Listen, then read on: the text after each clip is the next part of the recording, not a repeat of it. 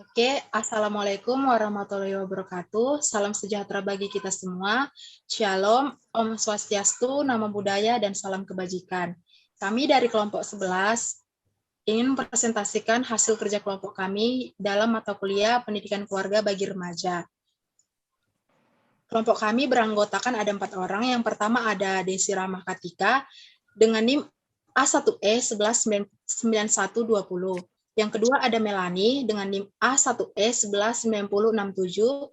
Yang ketiga ada Ugama dengan NIM A1E 119135. Dan yang keempat ada saya sendiri, Sani Grace Sinambela dengan NIM A1E 119059. Langsung saja ke materi. Materi pertama akan disampaikan oleh Desi Rahma Katika. Kepada Desi, saya persilahkan. Baiklah, langsung saja masuk materi yang pertama, yaitu pengaruh keluarga terhadap perkembangan remaja. Di sini, orang tua atau keluarga sangat berpengaruh terhadap perkembangan seorang anak. Nah, karena di dalam keluarga inilah tumbuh kembang seorang anak, baik dari sisi psikis atau psikologisnya maupun fisiknya, pertama kali akan dibentuk oleh keluarga. Nah, pada masa anak pubertas, banyak orang tua yang melihat mereka berubah dari penurut menjadi tidak penurut atau melawan. Mereka mengharapkan anaknya menjadi dewasa dalam waktu singkat. Padahal remaja yang menjadi dewasa dalam waktu singkat itu tidak akan efektif. Orang tua yang mengerti akan hal tersebut tidak akan membiarkan anaknya, anak remajanya berkembang atau dewasa dengan waktu yang singkat. Hal ini dikarenakan pendewasaan dalam usia dini tentunya juga akan berdampak terhadap baik atau tidaknya perkembangan sang anak.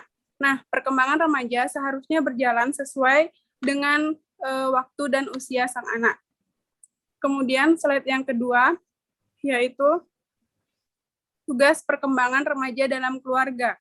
Dalam perkembangan, baik keluarga maupun remaja itu sendiri memiliki tugasnya masing-masing. Nah, perkembangan yang menurut Mortimer dan Laron pada tahun 2000 menyatakan bahwa masa remaja adalah masa di mana remaja tersebut mengembangkan kemampuan atau mengembangkan keputusan yang cakap untuk meningkatkan sikap mandiri. Jadi yang dimaksud di sini adalah perkembangan pada masa remaja adalah di mana anak sudah mampu mengembangkan kemampuannya dalam mengambil atau membuat keputusan yang baik untuk meningkatkan sikap mandirinya. Kemudian yang kedua yaitu menurut Yonis dan Ruth tahun 2002, untuk membantu remaja meraih seluruh potensi mereka, peran orang tua yang penting adalah untuk menjadi manajer yang efektif. Seseorang yang mencari informasi, membuat kontak atau membantu menyusun pilihan dan menyediakan bimbingan. Jadi yang dimaksud di sini adalah orang tua sebagai manajer dalam perkembangan sang anak. Nah, di sini orang tua wajib untuk memberikan informasi, membuat kontak, membuat atau menyusun pilihan dan menyediakan bimbingan-bimbingan yang akan diperlukan oleh sang anak. Nah, kemudian terdapat juga pandangan Diana Baumrind yang meyakini bahwa orang tua seharusnya tidak bersifat menghukum maupun menjauhi remaja, tapi sebaliknya membuat peraturan dan menyayangi mereka. Terdapat 4 jenis cara orang tua yang berhubungan dengan aspek-aspek yang berbeda dalam perilaku sosial remaja atau pola asuh yang wajib yang biasa diterapkan oleh orang tua terhadap perkembangan remaja. Yang pertama yaitu authoritarian atau bersifat menghukum. Kemudian autoritatif atau membebaskan, namun di sini masih memberikan batasan. Kemudian yang ketiga yaitu neglectful atau lalai, di mana orang tua lalai dalam mengamati perkembangan remaja atau anaknya. Kemudian yang terakhir yaitu indulgent atau sangat sabar, di mana orang tua sangat sabar dalam menghadapi perkembangan remaja. Kemudian selanjutnya saya kembalikan kepada moderator. Baiklah, terima kasih untuk penjelasan Desi. Selanjutnya, materi akan disampaikan oleh Saudara Ugama. Kepada Ugama, saya persilahkan. Baiklah, di sini saya akan menjelaskan tentang pengaruh teman sebaya terhadap perkembangan remaja. Ya, itu dituliskan di sini adalah tugas perkembangan tersulit pada remaja adalah berhubungan dengan penyesuaian sosial. Remaja harus menyesuaikan diri dengan lawan jenis dan harus menyesuaikan diri lagi dengan orang dewasa di luar lingkungan. Saya misal di keluarga, di teman-teman sekolah. Dan pada dalam hal ini, yang terpenting dan tersulit adalah penyesuaian diri kita dengan meningkatnya pengaruh kelompok teman sebaya kita. Di sini ada menurut Santrok pada tahun 2007, teman sebaya adalah orang dengan tingkat umur dan kedewasaan yang kira-kira sama. Salah satu fungsi terpenting dari teman sebaya adalah untuk memberikan sumber informasi dan komparasi tentang dunia di luar keluarga. Misalnya ada hal yang belum kita dapat di keluarga, mungkin kita bisa dapatkan di luar, bisa dibilang teman sebaya dan sebagainya. Di sini ada poin keempat, yaitu kelompok teman sebaya memberikan pengaruh positif dan negatif terhadap perkembangan remaja.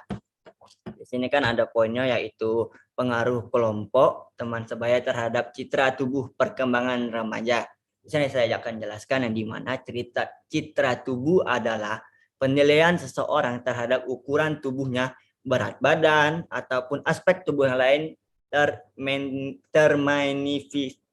termanifestasi dalam apapun aspek tubuh lain, pikiran, dan perasaan tentang tubuhnya yang mengarah kepada perilaku menunjukkan penampilan fisik. Yaitu yang kedua adalah kelompok teman sebaya memberikan pengaruh positif terhadap hal negatif terhadap perkembangan remaja. Karakter seseorang yang dijadikan teman pun akan sangat berpengaruh pada perkembangan remaja. Hubungan kelompok teman sebaya yang positif akan memberi hasil pada prestasi akademik dan keterlibatan dalam kegiatan sekolah. Keterlibatan dengan orang lain membuka kesempatan bagi remaja untuk memperoleh informasi, mengevaluasi, dan memperbaiki pemahaman mereka, serta mereka bertemu dengan pemikiran orang lain, serta saat mereka berpartisipasi dalam kelompok. Berbanding jauh ketika keterlibatan teman sebaya yang memiliki dampak negatif. Keterlibatan tersebut akan mempengaruhi hal-hal yang negatif pula. Itu kan sebaliknya. Terus ada poin yang ketiga, itu adalah pengaruh kelompok teman sebaya terhadap perilaku konsumtif. Yaitu penjelasannya adalah perilaku konsumtif adalah perilaku atau gaya hidup yang suka membelanjakan uang tanpa pertimbangan apapun. Seperti contoh membelikan barang-barang A, B, C, D tanpa memperdulikan apakah itu layak untuk dibeli, apakah itu penting atau tidak. Hal itu pun digunakan untuk mementingkan gengsi mereka. Konsumtif adalah bersifat konsumsi, yaitu hanya memakai dan tidak menghasilkan diri sendiri. Perilaku konsumtif didasari pada kegiatan untuk selalu lebih daripada orang lain, yaitu egois, ingin lebih, selalu tidak ada kepuasan dan usaha untuk memperoleh pengakuan, serta biasanya diikuti dengan rasa bersaing yang tinggi. Remaja yang berperilaku konsumtif mengutamakan faktor emosionalnya saja, seperti gengsi tadi. Terus yang di sini ada yang terakhir, pengaruh kelompok teman sebaya terhadap perkembangan sosial, atau bisa disebut persahabatan dan relasi romantis. Ya, di sini kan ada menurut Harry Stack pada tahun 2011, sahabat menjadi sangat penting untuk memenuhi kebutuhan sosial. Kebutuhan akan intimidasi meningkat di masa remaja awal dan memotivasi remaja untuk mencari sahabat. Ketika remaja tidak mampu membina hubungan persahabatan yang akrab, maka mereka akan mengalami kesepian dan merasa turunnya harga diri mereka. Seperti orang-orang yang kayak introvert itu, kan jarang bersosialisasi kan. Terus di sini ada persahabatan menggambarkan perilaku kerjasama dan ikatan persahabatan akan ditunjukkan oleh perilaku prososial, yang dimana prososial itu adalah saling menolong di antara mereka, saling percaya dan juga saling setia. Sekian penjelasan dari saya, kurang lebih mohon maaf. Saya kembalikan kepada moderator. Baiklah, terima kasih juga untuk penjelasannya. Materi selanjutnya akan saya lanjut sendiri, yaitu materi tentang pengaruh komunikasi terhadap perkembangan remaja.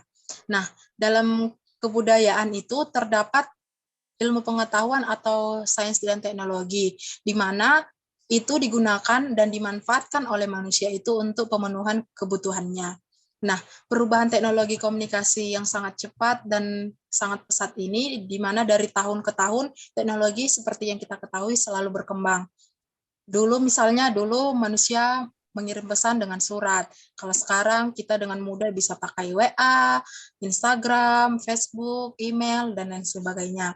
Sekarang juga kemana-mana sudah mudah bisa, kalau kita tidak punya kendaraan, tinggal akses dari handphone, bisa naik Gojek, Grab, atau segala macamnya. Dan segala informasi juga bisa diakses dari internet. Nah, sekarang lebih mudah. Nah, kemudian dengan berkembangnya teknologi ini membuat cara berpikir seorang remaja itu bisa terpengaruh dan bisa juga terpengaruh terhadap interaksi sosial mereka.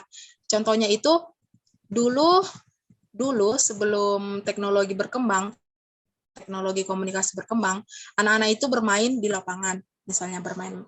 Mungkin sekarang masih ada tapi sedikit ya.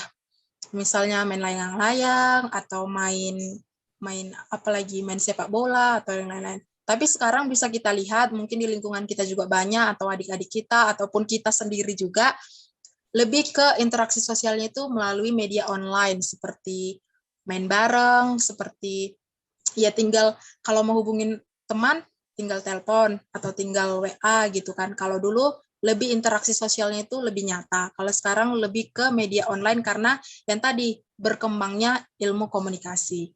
Nah, kemudian dengan berkembangnya ilmu itu, jika tidak ada bimbingan dan pengawasan dari keluarga ataupun orang-orang terdekat terhadap remaja tersebut, teknologi komunikasi tersebut dapat dimanfaatkan untuk melakukan perbuatan yang negatif, yang dapat melanggar nilai dan norma yang berlaku di masyarakat. Misalnya nih, tadi kan pelanggaran norma-norma atau perbuatan negatif yang bisa dilakukan melalui teknologi tadi. Misalnya,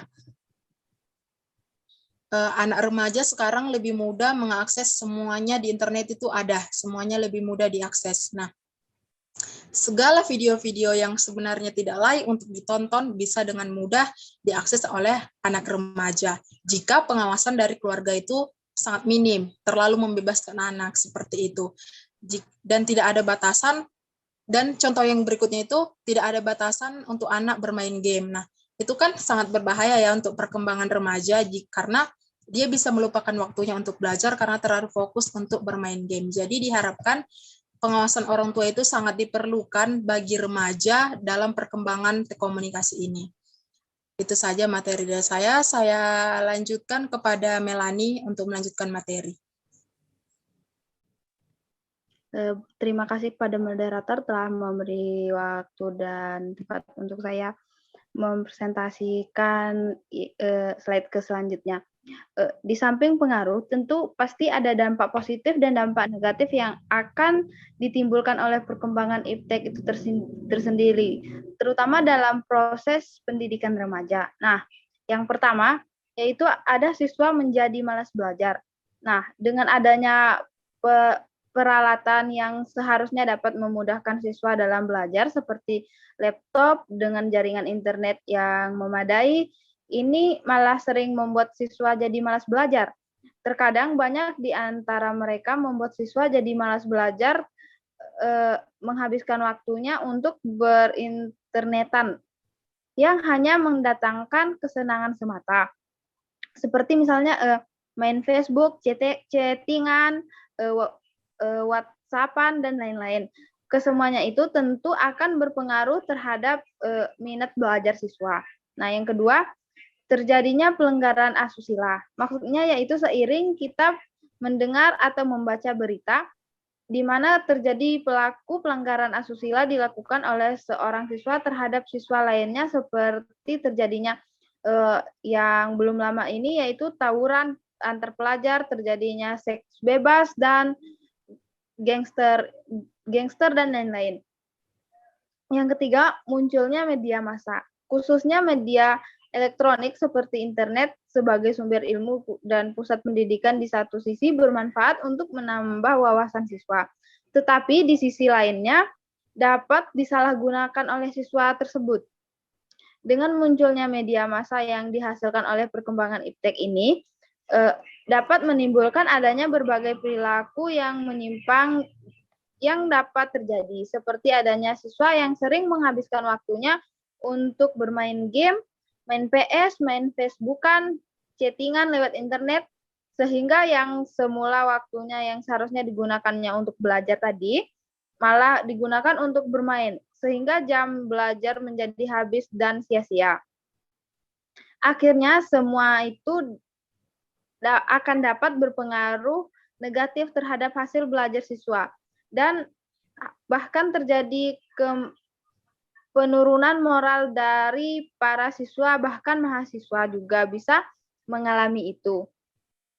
Yang keempat yaitu munculnya metode-metode pembelajaran yang baru.